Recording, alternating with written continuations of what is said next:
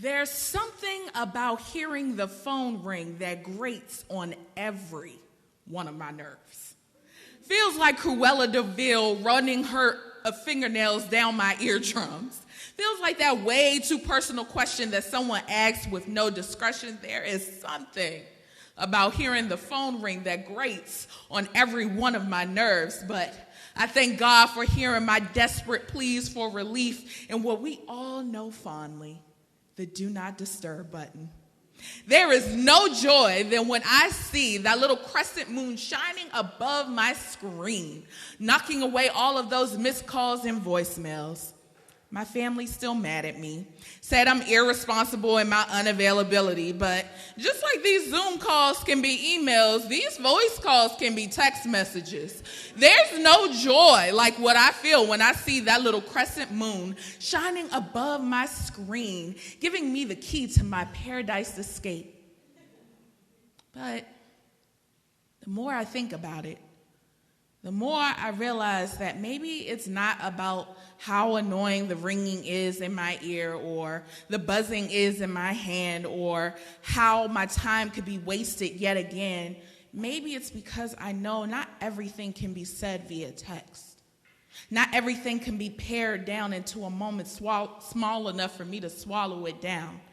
Maybe I'm trying to outrun that call. You know that call. That deep ancestral call that comes around 1 a.m. when times are rough and tides are rough and spirit is rough. Maybe I'm trying to outrun that call of finality because I don't need to see the finale. I don't want to know what token beloved black character's been killed off this season just because their death brings more ratings than their life. Maybe I'm trying to outrun that call from inside my DNA.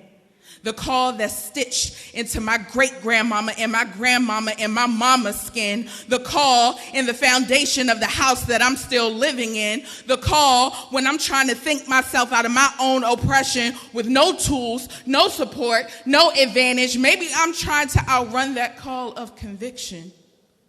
That mirror staring back in front of my face. Spotlighting the crabs that I wade through as I crawl through the eye of the gun barrel, casting down a shadow on my shadow self as I shadow the serpent slither of my own kin. Maybe this has nothing to do with phones at all. Maybe I felt the need to write a poem about the do not disturb button because it's easier to tussle and wrestle with metaphors than the real issue at hand, because I can't continue to outrun the inevitability of this reality, because the truth is, these calls really don't need a phone to disturb me. Like this.